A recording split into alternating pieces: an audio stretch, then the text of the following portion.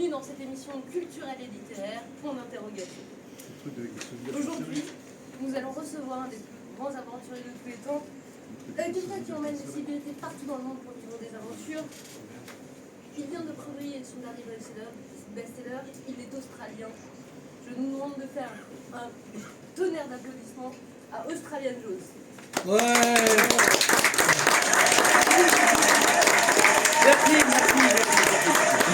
Merci.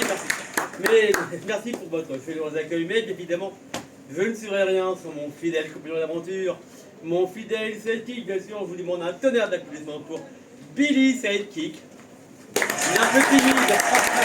C'est vrai que c'est lui, il a pas eu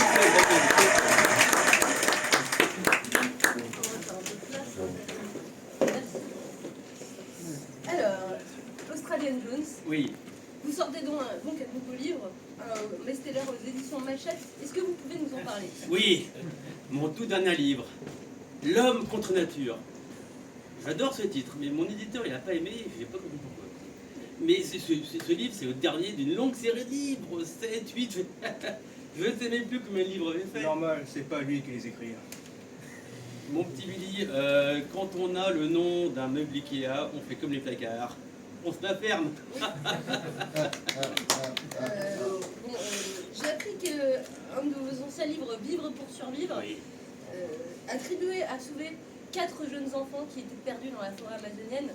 Est-ce que cette anecdote est vraie? Oui, c'est vrai. Par chance, la mère venait juste d'acheter mon livre avant d'embarquer. Ça leur a sauvé la vie. Et c'était quoi le premier conseil de ce livre? Mangez votre mère. Enfin, si elle est vivante, parce que s'il n'est pas vivante, c'est plus compliqué. C'est les membres, d'accord. Oui, voilà. Mais si elle est morte. Oui, non, c'est un peu bizarre, mais on va changer de sujet. Donc, quel est votre célèbre slogan, celui qui a titré l'un de vos best-sellers? Mais tout le monde le sait, tout le monde l'attend. Oui.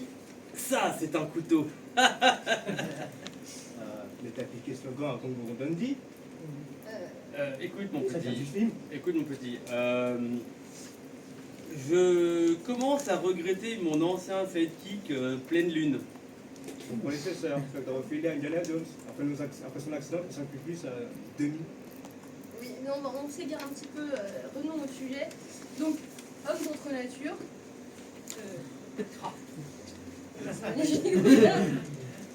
Donc, dans l'homme contre nature, chapitre 3, vous dites que vous avez combattu un crocodile à main nue, c'est extraordinaire. Mais oui, il était là. C'est plus le lézard Amanix qui s'appelle son Svarium. Ah, d'accord. Et chapitre 7, le nanaconda de 5 mètres. Une nana qu'on a rencontré à 5 dans un bar. Nanaconda, on commence à 5 mètres. Ouais. D'accord. Bizarre, Mais dans le chapitre 6, vous dites que vous avez combattu des nazis, un peu comme Indiana Jones. Exactement. J'ai trouvé un repère de nazis en Argentine. Ils étaient toute une bande dans un EHPAD, en fauteuil roulant. Ils me regardaient avec leurs petits yeux visqueux. Et là, j'ai pris un déambulateur. Je leur ai balancé de la gueule. Ça a fait zig. Aïe. C'était plus trop résistant, et en plus on est rentré comme dans un moulin. D'accord. Et donc, les nazis, néo-nazis, dans le chapitre 10, là. Oui, j'ai également combattu les néo-nazis. Parce qu'une fois, j'ai voté à gauche. Enfin, je crois. Chirac, il est pas de gauche, il est français. Il n'est pas de gauche, Chirac.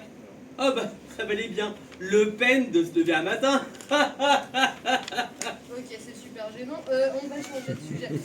Donc, qu'est-ce que je peux dire? Oui, j'adore l'Australie, cette faune, cette terre d'aventure avec des animaux qui essayent de vous tuer. En même temps, qu'est-ce qui ne vous tue pas en Australie? Bah, nos écoles.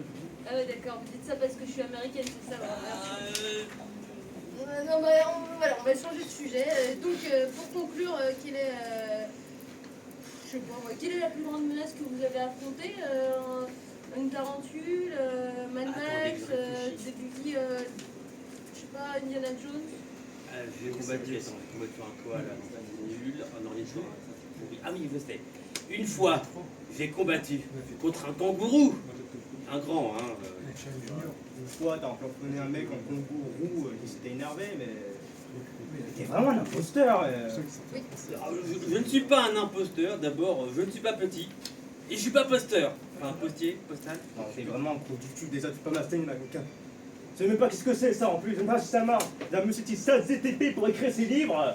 Non mais je vais encore devoir changer de sidekick. Écoute, tu n'es qu'un petit jaloux. Mais Tout ça parce que tu es le sidekick. Hein. Puis en plus, on le sait bien, t'es un petit peu limité en intelligence. Hein. Tout le monde sait que tu as été un petit peu bercé trop près du mur, hein, on le sait. Monsieur Sidekick, est-ce que vous pouvez répondre à l'accusation de monsieur Jones? Est-ce que vous avez vraiment été bercé trop près du mur? Écoutez, je ne sais pas qui est ma mère, mais vous avez une de ces femmes, et sur eux, ils ont la réponse. Madame, est-ce que j'ai été bercé trop près du mur? Je veux une réponse. Peut-être. Peut-être. Oui, bon. Ah, comme quoi. Écoutez, est-ce que Sidekick a été bercé trop du mur? Vous aurez la réponse dans mon prochain livre. Voilà, c'est très bien. Merci pour cette interview. C'était un peu bizarre. À vous les studios, je vous demande de...